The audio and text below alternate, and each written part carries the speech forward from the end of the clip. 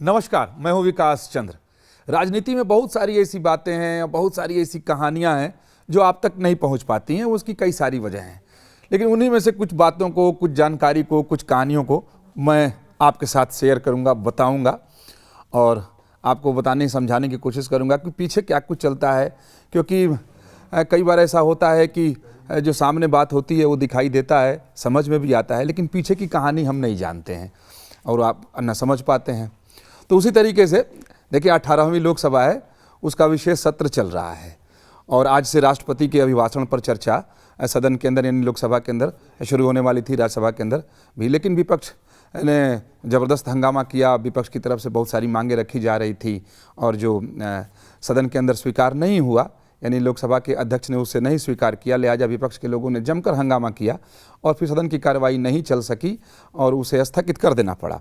ये तो दिखाई दिया।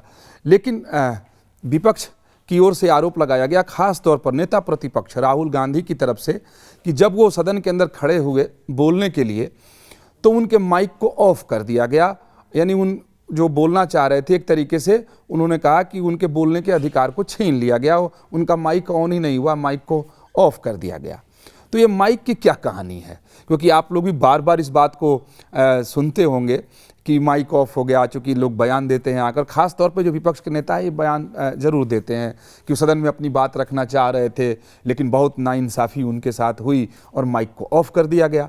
और सिर्फ ये ऐसा नहीं है कि राहुल गांधी आरोप लगा रहे हैं या जो विपक्षी पार्टियां हैं वो आरोप लगा रही हैं। 17वीं लोकसभा में भी मैंने देखा और आप लोग भी देखे होंगे और शायद ध्यान दिए होंगे कि कई ऐसे अवसर आए कि जब विपक्ष के नेताओं की तरफ से ये कहा गया कि वो सदन में अपनी बात रखना चाह रहे थे, बोलना चाह रहे थे, लेकिन उनकी आवाज़ को दबाने के लिए माइक को ही ऑफ कर दिया गया, बंद कर दिया गया, ताकि वो बोल न सके, उनकी बात सदन के पटल में पर आ न सके।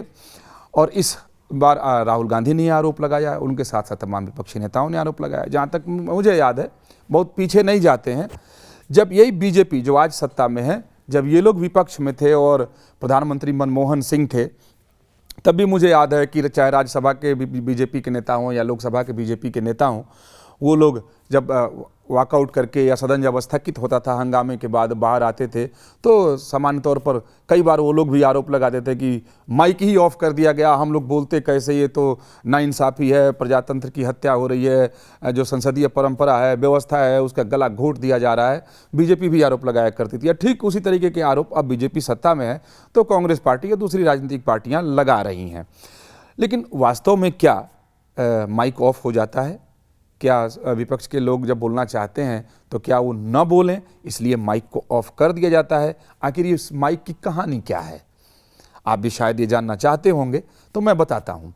देखिए, सदन के अंदर यानी चाहे वो लोकसभा हो या राज्यसभा हो, जब कार्यवाही चल रही होती है तो जितने भी सांसद बैठे होते हैं, मेंबर बैठे होते हैं, सबके सामने माइक है और आधुनिक ज़माने में तो अत्याधुनिक माइक है। फिर उसके साथ एक हेडफोन भी होता है, जो आप टेलीविज़न में देखते होंगे कि वो लोग जब बोल नहीं रहे होते हैं तो कोई दूसरा अगर वक्ता बोल रहा होता है स्पीकर, तो वो सुन रहे होते हैं।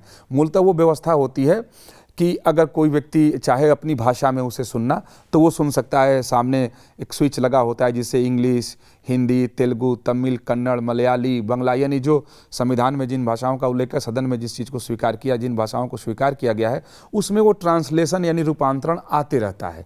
अगर कोई हिंदी में बोल रहा है और तमिलनाडु का कोई सांसद है और वो हिंदी नहीं समझ पा रहा है, या बंगाल से कोई है हिंदी नहीं समझ पा रहा है, तो ऐसी व्यवस्था है इस आधुनिक युग में कि उस स्विच को घुमा करके बांग्ला पे या तमिल पर ले जाएंगे तो उस हेडफोन में आएगा। और जब उन्हें बोलना होगा तो वो सामने माइक लगी होती है तो वो बोलेंगे। लेकिन सदन के अंदर कब बोलना है, किस तरीके से बोलना है, इसकी एक अपनी व्यवस्था है। ऐसा नहीं है कि कोई भी कभी भी खड़ा हो जाए और बोलने लगे और अपनी बात रखने लगे। उसकी एक अच्छी व्यवस्था है, एक संसदीय परंपरा है। अगर मान लिया जाए जैसे अभी राष्ट्रपति के अभिभाषण पर चर्चा होनी है तो सभी राजनीतिक दलों को समय दे दिया गया है। जैसे बीजेपी को 8 घंटे का समय मिला है, कुल 21 घंटे तक चर्चा होनी है राष्ट्रपति के अभिभाषण पर लोकसभा में, तो उसमें से 8 घंटे का समय बीजेपी को मिला है। अब बीजेपी उसमें अपना वक्ता तय करेगी कि कौन कौन से लोग बोलेंगे, कितने कितने देर तक, कितने मिनट या कितने घंटे तक बोलेंगे। तो इसी तरीके से सभी राजनीतिक दलों को समय दे दिया जाता है उनके सांसदों की संख्या के हिसाब से। तो वो लोग अपने आपस में खुद बांट लेते हैं और चेयर को यानी लोकसभा के अध्यक्ष को या राज्यसभा के चेयरमैन को बता देते हैं कि मेरे इतने वक्ता हैं और इतने इतने देर तक ये बोलेंगे। तो उस हिसाब से वो टाइम का कहें कोई अलॉटमेंट हो गया। तो जब जिसकी बारी आती है, तो अगर लोकसभा का ही उदाहरण ले लेते हैं और आज का ही उदाहरण ले लेते हैं, जैसे राहुल गांधी को बोलना था, वो खड़े हुए और वो बोलने की कोशिश कर रहे थे और लोकसभा अध्यक्ष ओम बिरला साहब कह रहे थे कि आप बोलें। राहुल गांधी ने तपाक से आरोप लगाया और कहा कि माइक ही उनका ऑफ कर दिया गया है, वो बोल ही नहीं पा रहे हैं। तो यहाँ हम बता दें कि एक जो नियम है कार्यवाही, जो सदन की कार्यवाही होती है, उसका अपना एक नियम है। वो नियम यह है कि राज्यसभा में चेयरमैन और लोकसभा में लोकसभा अध्यक्ष जिसका नाम बुलाते हैं या जिसे वो अनुमति देते हैं कि वो व्यक्ति खड़ा हो और बोले, तो जैसे ही वो नाम जिसका लेते हैं वो व्यक्ति अपनी सीट पर खड़ा होता है तो उसका तुरंत ही माइक ऑन हो जाता है और वो बोलेगा तो वो रिकॉर्ड पर जाएगा। बाकी अगर दूसरे सांसद या मेंबर हंगामा कर रहे होते हैं, शोर शराबा कर रहे होते हैं, तो आप भी कई बार टीवी में सुनते होंगे कि स्पीकर बोलते हैं कि कुछ भी रिकॉर्ड पे नहीं जा रहा है, उसे रिकॉर्ड पे नहीं लिया जा रहा है। यहाँ रिकॉर्ड का मतलब ये नहीं है कि उसकी रिकॉर्डिंग हो रही हो, रिकॉर्डिंग तो होती ही है। रिकॉर्ड का मतलब कि वो दर्ज नहीं हो रहा है, कोई कितना भी कुछ भी बोल ले, शोर मचा ले, वो रिकॉर्ड में, यानी कोई चाहे 5 साल बाद की क्या हुआ था देखने के लिए, तो वो शोर शराबा कहीं दस्तावेज में नज़र नहीं आएगा। तो जो जिसका दस्तावेजीकरण नहीं होता है उसका मतलब वो रिकॉर्ड पर नहीं गया। अब यहाँ क्या है कि पहले भी सदन के अंदर यानी माइक की व्यवस्था थी, आज भी आधुनिक ज़माने में आधुनिक तरीके की व्यवस्था है। बजाबता उसका पैनल होता है, उस पर टेक्नीशियन बैठे होते हैं, इंजीनियर बैठे होते हैं, अलग अलग भाषा में रूपांतरित करने वाले लोग बैठे होते हैं। अब वो लोग कंट्रोल पैनल से कंट्रोल करते हैं। जैसे ही स्पीकर किसी का नाम लेता है तो तुरंत उसका माइक ऑन हो जाता है और वो बोलना शुरू कर देता है। यहाँ सबसे जानने वाली बात यह है कि स्पीकर यानी लोकसभा अध्यक्ष के पास कोई भी स्विच बटन नहीं लगा होता है कि वो ऑन कर दे या ऑफ कर दे, कि जब चाहे कि अब नहीं आप नहीं बोले तो उनका आप खुद से ऑफ कर दे। इस तरह की कोई व्यवस्था लोकसभा के अंदर और राज्यसभा के अंदर नहीं है। हाँ, स्पीकर के अनुमति से यानी लोकसभा के अध्यक्ष के या राज्यसभा के चेयरमैन के या उस समय चेयर पर जो भी बैठा हो उसकी अनुमति से वो माइक ऑन होता है। अगर लोकसभा के अध्यक्ष ये कहते हैं कि आपका समय पूरा हो गया, आप अब बैठ जाइए, अगर उसके बावजूद सदस्य नहीं मानते हैं, बोलते रहते हैं, फिर उनकी तरफ से दोबारा कहा जाता है, फिर वो तीसरी बार में जिस सदस्य का नंबर होता है उसको खड़ा कर देते हैं तो उनका माइक ऑटोमेटिक ऑफ हो जाता है। और सामान्य तौर पर जो सदस्य होते हैं, जो सांसद होते हैं, वो इस तरह की स्थिति आने के पहले ही वो खुद ब खुद बैठ जाते हैं।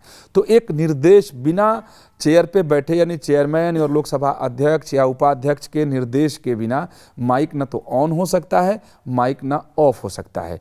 जो तकनीकी वाले लोग बैठे होते हैं, पैनल पे बैठे होते हैं, वो ऊपर, लोकसभा का सदन अगर नीचे है तो साइड में एक शीशे का बॉक्स होता है, पूरा सदन उसे दिखाई देता है, सामने कंट्रोल पैनल लगा होता है, उसमें जितने भी मेंबर हैं उनका डिवीजन नंबर मिलता है, यानी जो सांसद, कौन सा सांसद कहाँ बैठेगा, सीट नंबर जो होता है उसको संसद की भाषा में डिवीजन नंबर बोलते हैं। वो हर सांसद को एक नंबर मिलता है, तो अपनी सीट पर जाकर बैठते हैं और उस सीट नंबर से वहाँ पे माइक का नंबर होता है और वहाँ पैनल पे बैठे हुए व्यक्ति को मालूम है कि इतने नंबर सीट पर फलां सांसद बैठे हुए हैं। तो जैसे ही अगर स्पीकर की तरफ से नाम लिया गया तो उस हिसाब से वो माइक ऑन हो जाता है। जहाँ तक रहा सवाल राहुल गांधी का, तो राहुल गांधी को लोकसभा अध्यक्ष की तरफ से अनुमति थी कि वो बोलें और वो खड़े हुए, और जब वो खड़े हुए तो उन्होंने बोलने की कोशिश की। हालांकि उस समय ना तो माइक ऑफ करने का कोई निर्देश नहीं था, इस बात को लोकसभा के अध्यक्ष ने भी कहा कि हमारे पास कोई ऐसा स्विच नहीं है, आप बोल सकते हैं।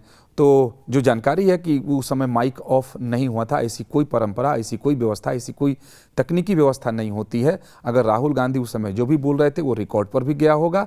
हालांकि उनकी तरफ से बात कही गई, चूँकि उस समय शोर शराबा बहुत ज़्यादा हो रहा था तो शायद ये भ्रम की स्थिति उत्पन्न हो गई कि उनके माइक को ऑफ कर दिया गया। लेकिन नियम अगर देखें तो लोकसभा अध्यक्ष ने उनका नाम लिया था, वो नेता विपक्ष हैं सदन के, वो खड़े हुए थे, तो उनके माइक को ऑफ करने का निर्देश चेयर की तरफ से यानी लोकसभा अध्यक्ष की तरफ से नहीं था। तो ऐसी परिस्थिति में बिल्कुल वो माइक ऑफ नहीं हो सकता है। हाँ, कई बार जब शोर ज़्यादा हो रहा होता है, हंगामा सदन में हो रहा होता है, तो बातें समझ में नहीं आती है। तो चलिए माइक के बारे में आज जाने, अगली बार नई कहानी के साथ फिर उपस्थित होंगे।